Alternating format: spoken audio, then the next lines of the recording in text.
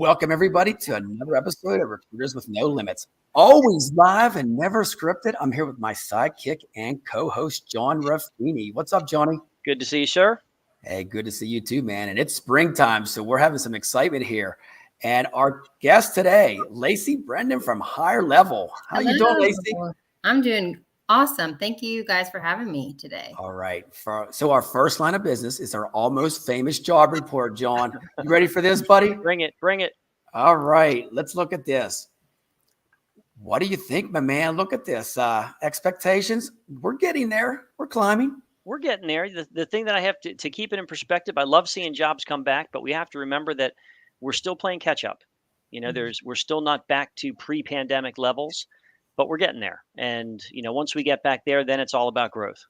You totally agree. And that's it. So here's the exciting part. You ready for this? Drum roll. Look at this. Look at this. Wow. Number. Can I say that's awesome. The women are leading the market. That's awesome. I'm just going to say that's badass. So, well, or it says that the men out there are just plain lazy. Yeah. Well, man, you better step it up. You better get off the couch and get to 2022. work. Yeah, but I want to all the women out there. I just want to give a shout out because that's amazing. So that's excellent. Good stuff there, man. So Lacey, let's just deep dive into tell us a little bit about yourself and what's going on in your neck of the woods. Absolutely. So I'm Lacey Bredin and am the recruitment marketing manager at Higher Level.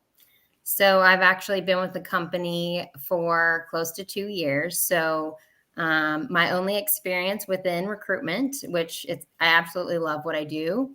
So really my goal is positioning Higher Level to attract candidates to our job opportunities, you know, ultimately filling the funnel for recruiters. So job board strategy, job fair coordination, reputation management, community engagement, referral marketing, and budget allocation to remain competitive in this very pay to play world.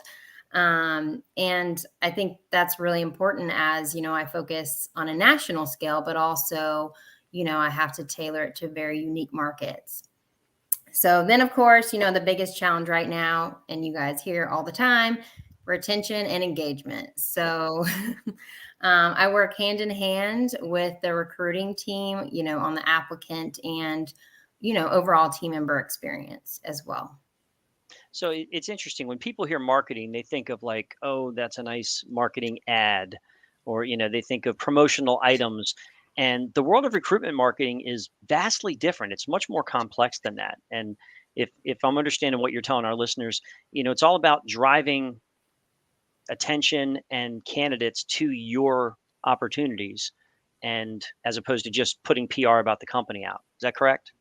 Absolutely. I feel like, you know, my role is really helping fill that funnel. So in getting those applicants to our recruiters and kind of moving them along the process. So yeah, it's definitely always changing too. There's, you know, I've been with the company since 2020 and it's been like this, you know, I came in at a really crazy time. I was gonna say you came in at an interesting time. Ooh. Yeah, I did. But it's been really great. I mean, I've learned a lot, and not one thing works, you know, one thing might work really great in one market and doesn't at all in the other. So you have to be very adaptable within just recruitment marketing in general.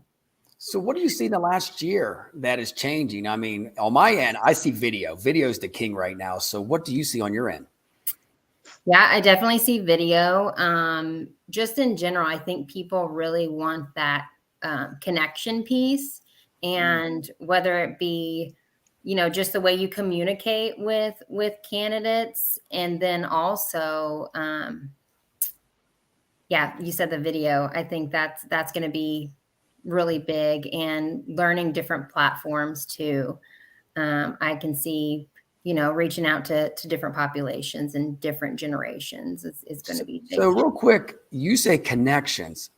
I see this all the time. Everybody wants to connect, but how do you connect? I mean, I'm going to tell you the best thing is Netflix. Follow what Netflix does because they attract everybody. If you can do that in recruiting, the rest is history.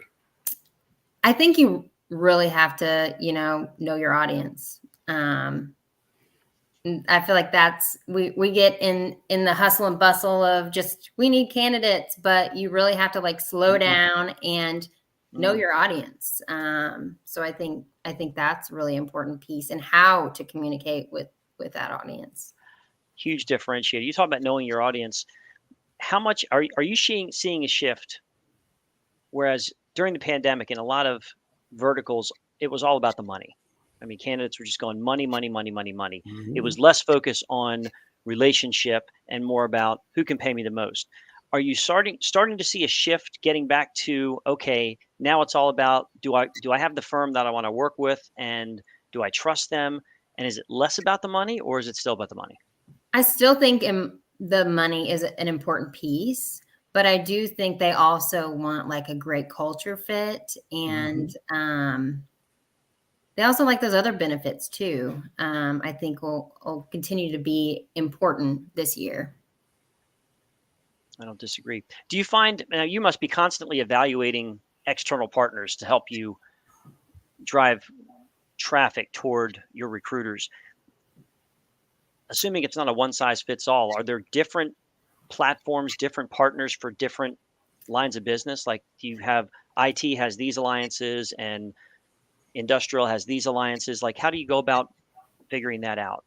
Yeah, so we kind of have like a distribution list where we that we build upon and look at different community partners. So whether it be Work Ones, American Job Centers, we'll have job fairs there, or just being in constant communication with them about our job opportunities. So yeah, I feel like those type of organizations are who we are kind of top of the list that we always reach out to.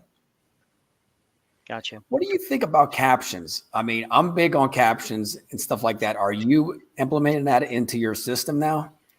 Yes, we are. It's something I would probably say in the last year we're doing more of, really just trying to diversify our videos and catering to all people, all generations, because, some people like to just listen, but some people just like to read it, because I know a lot of people don't listen to the sound anymore, especially when it's on maybe like Facebook or something like that. So yes, captions are good.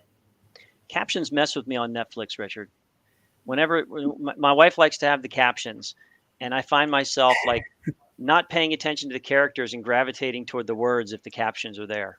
Well, unless it's a foreign film, and it doesn't have then you have English to, in it, yeah. then you got to listen to that the whole time. I couldn't agree more. Exactly. So, something else I got to talk about, Lacey, is job boards. I'm sure you're in that part of marketing, that part too. Give me your take on that, because you know what I say about it. It's a surfboard. So tell me what your side is. I go back and forth. I think you need to have them, obviously, but as a way to kind of continue to build your pipeline. But you also need to be doing all these other things. Yeah, the old school grassroots type recruiting. All this digital, we pushed everything to digital, but you still need to do those other things too to reach a different audience. So it complements things. It shouldn't replace them.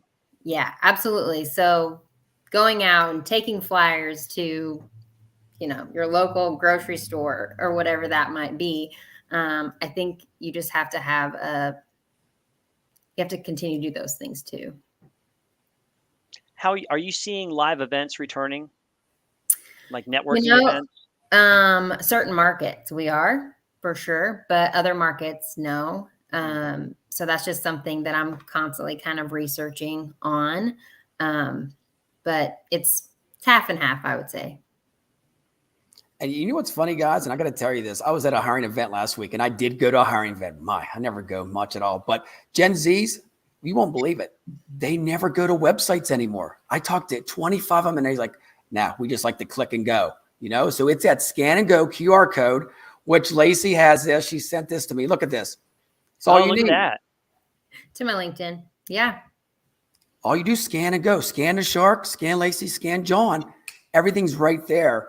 And you won't believe how many other staffing firms, I call my family, are giving brochures out. The kids are throwing them in the garbage when they walk out. Our young generation wants it easy and robust. Well, remember, Gen Z is the first generation that was born into technology. So they've had this, it wasn't introduced to them at some point. They've had it since birth.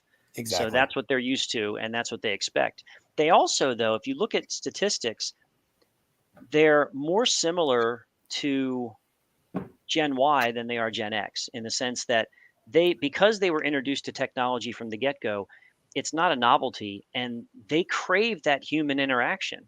So while they do want the efficient technology because that's what they're used to, they also want to interact with folks. So they want that relationship building as well, which, Gen X, once technology came in, they stopped communicating altogether. Exactly. And I think the Gen Zs are exciting. I mean, they're full of energy. They have so many different avenues they want to go and they want to explore. They're just not going to take one path. They want to try everything. Yeah, absolutely. Good stuff, man. I mean, I tell you what, this marketing stuff, I could talk about this all the time, Lacey. So what are you seeing like on your side about like putting stuff out there, content? Is there certain times you do it? Do you do it in the evening, afternoon, weekends? Because there's so many different stories out there. What are you doing that's working? I'm a big fan of, more of like the A/B testing and trying some different things and see if we get more traction. So we do that, and we actually work with Hootsuite, and a lot of times they will recommend like when we should be posting our content, and then I feel like we tried. I'm a big fan of trying different things, different times, different days. I'm a big fan of that too, because even when you see like, hey, this is the best time to post, you still never know. You shouldn't just be limited to that, because there's always going to be an audience in some areas where are not broadcasted. You never know. With respect to, do you find, has there been one social platform that's been more fruitful for your company as far as candidate generation than others? I mean, I feel like the candidate more so facing would be your Facebook, your Instagram. And of course, we're getting TikTok. Say it. TikTok. We're getting more into that, but yeah, I know it's one of those things. I know we've got to continue to build that, but yeah, that's where I feel like get the most traction for sure. And Richard, we just got a question. Oh, we did. All right, awesome. Here we go. Let's check it out real quick here. So someone asked, what's the best way besides pay to attract a candidate to a position looking to be fulfilled by a client who wants to remain confidential until the interview hiring stage? So you're a recruiter recruiting for one of your clients and you want to put something out there, but you don't want pay to be the only draw, but you can't reveal the name of the client. Yeah, I think. Go for it, Lacey. I mean, even though the Facebook groups or the Facebook job board is gone, we still utilize those groups for promoting our positions. So I would recommend posting something in there because it's free. And then also, like, if you don't want to put the pay, always try to include other types of benefits if you can. I think the biggest thing on that, and I love, is you got to keep it short and sweet. You know what I mean? You want them, it's like a trailer. Once again, I'm going back to Netflix.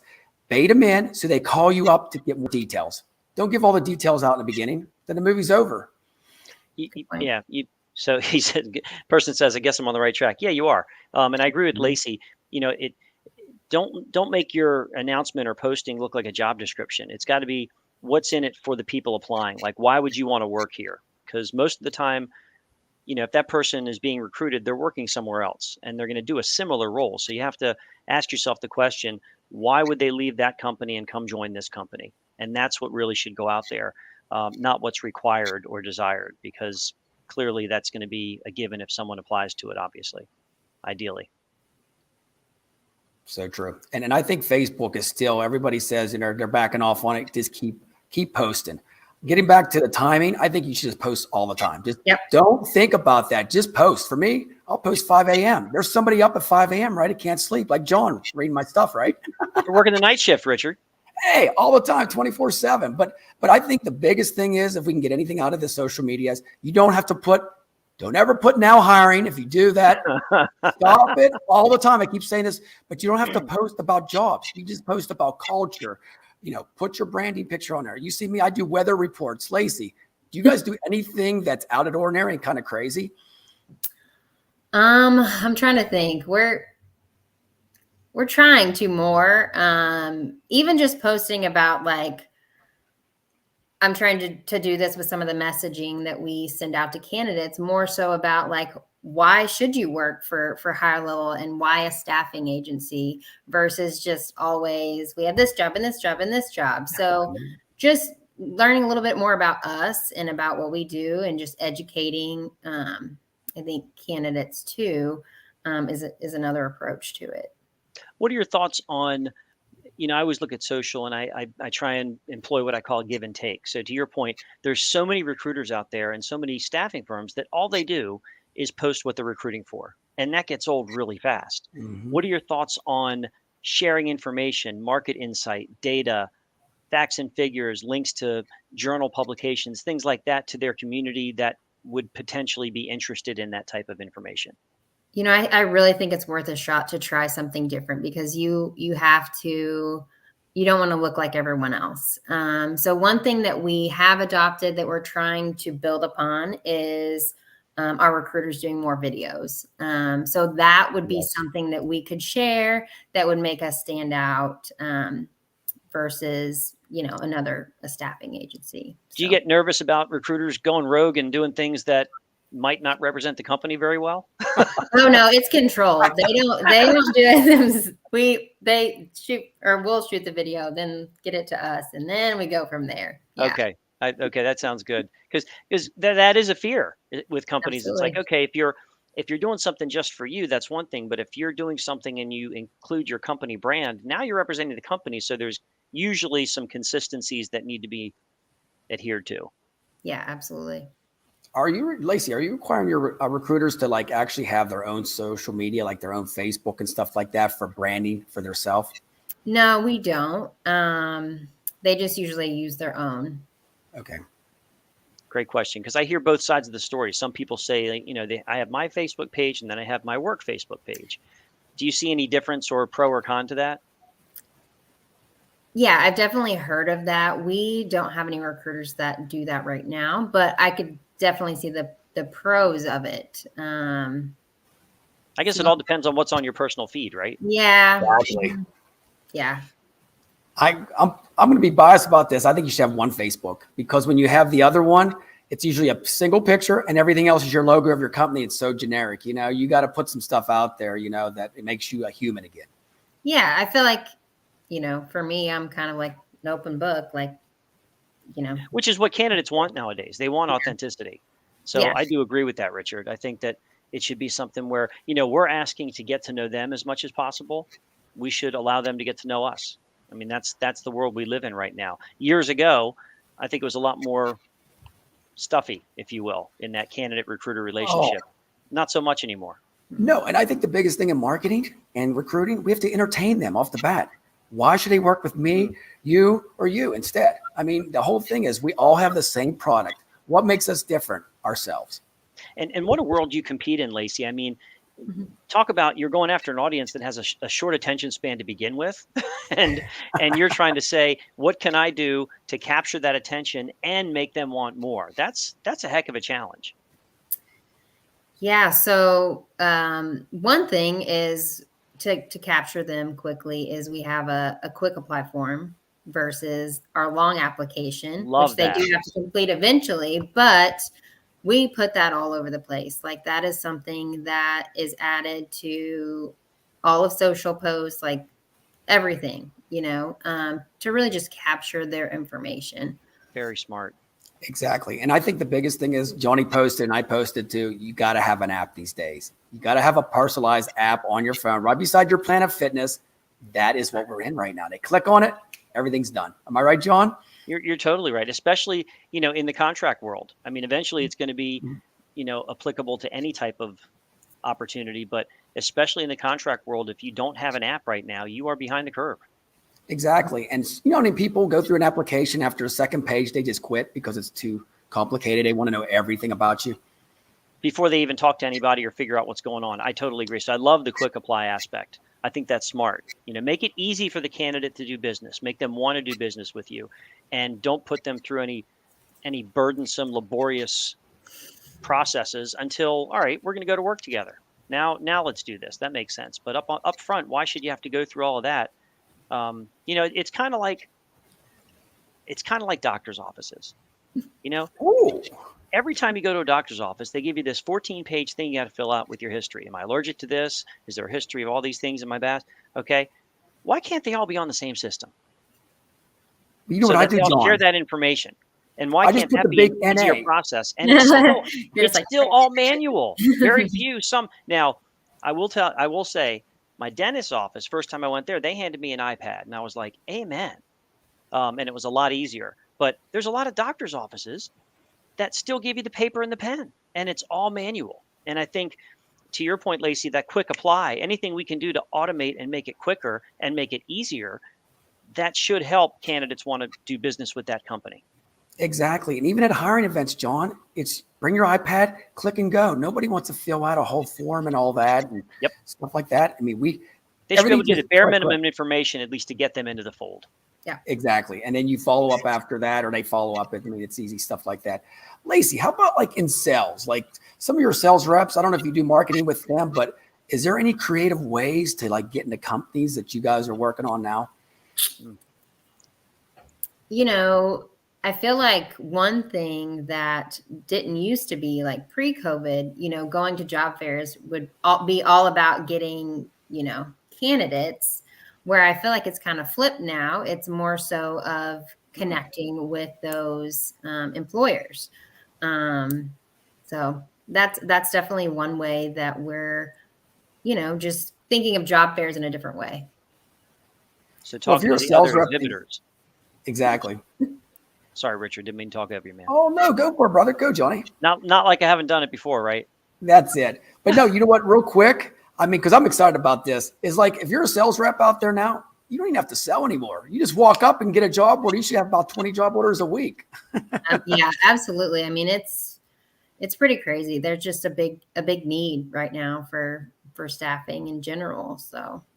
Yep. And Lisa agrees too. Totally quick and easy all the time. Absolutely. And to your point, Richard, it's so easy to get job orders right now that firms have to be disciplined on what they work on and what they don't. Because even though it's easy to get job orders, they might not be job orders that you want to invest your time recruiting for. So you've got to still qualify them. Here's a tip I'm going to give everybody out there. If you're a staffing firm and you're not following up with everybody, look out. I'm taking it on for them. And I've been doing that all the time. I'm the 911 serviceman, Johnny. And Lacey, I go into the company like, yeah, we work with a staffing firm. They haven't called us in 2 months and we have 10 openings. Well, I'm here. Let's do it. And I see that across the board now. Follow-up is so key. Lacey, do you use any automation to help your recruiters follow up with their candidates or their clients? Yeah, we actually just adopted Sense in the last few months. So we're really kind of navigating that, but not so much on the client side yet, but for candidates, yes. Yeah, we use Sense as well. It's a great tool and pretty easy to use, but also nicely documents everything, so you can have a little paper trail. But yeah, there's certain things we talk about, automation and how it will never replace the recruiter. But there are things that you can automate to allow recruiters to actually recruit, spend more time doing what they should be doing as opposed to administrative type of tasks. So where it's appropriate, I think we're going to see more and more automation where it should be, if you will. So true. Absolutely. So Lacey, where do you see recruiters at? Like, so they're out there and they got to market themselves. What tips would you give them to our audience out there? I mean, where do you start at? If somebody's new in this game, man, they got too many avenues to go. Where would you tell them to start? I know that's hard. I think first off, I mean, your network. I mean, I think that's something we forget about too, is putting it out on your pages about the job opportunities. I feel like lots of people will reach out if they're interested in work versus starting, that type of thing. So I feel like that would be where I would start. The never underestimate the power of your own network. Yeah. I think whenever, recruiters forget, they start working on an opportunity, they feel like they have to start from scratch. Okay, I've got to start finding people. Whereas if you build up a robust enough candidate network, that should be your first line of action on almost every job you recruit for, because you should either have someone or you should have someone that knows someone. So Exactly. make it warmer. And with recruitment marketing efforts, again, that's a way that you can help recruiters build up that robust network by driving more traffic to them, which is great. Very useful function in any staffing firm. Exactly. And I think the biggest thing recruiters have to know, if you post stuff on LinkedIn and people like your stuff, comment and like back their stuff too. You got to give and take on that, because I know a lot of people, if you like their stuff and they don't touch your stuff, sooner or later they're going to fade away. You got to keep active with your network and give each other high fives. Engagement. Absolutely. Engagement, brother, all the time. Yeah. That's just like, Johnny, did that sound like Hulk Hogan right there? Well, hey, you've got the gun, so you may as well. Oh, goodness. Hey, it's springtime, man. We're growing. I guess my body's growing too, right, John? In the gym, right? We always like to have fun here, Lacey. So, to wrap things up here, what else do you see? Is there anything else that we missed that you think that, the audience would like to, is there like any secrets or tips you can give us moving forward? I think, as I said before, like really, your candidate now it's your customer. So how can you really provide the best customer candidate experience from when they apply, up until they're hired on with the company? So another, just really building upon those relationships, I think is the key for success. I love that. The candidate is the customer, and it's true. And that experience, you're so true. From the minute they engage with the company, what's the experience like? And that'll often determine whether or not they stay with it or bail, and what they tell their friends. That's awesome. Absolutely. All right, Johnny, let's wrap it up here, man. Any final thoughts, man, on this episode? I first of all, thanks so much for taking time out, Lacey, and sharing your nuggets of knowledge. You said a couple things earlier on that stuck with me, and it was know your audience, and people want that connection piece. So it's not a one size fits all. So you got to know who you're going after and kind of understand what they're going to react to and how they're going to be communicated with. So people need to take that to heart and really apply it. So true. And I'm going to wrap it up like this. Lacey summed it up all the time on this. Try everything. Just try it. What do you got to lose? Well, hey, Lacey, once again, thank you so much for coming on an episode. Higher Level, Rock South. We'll see you guys next week. Take care. Awesome. Take care.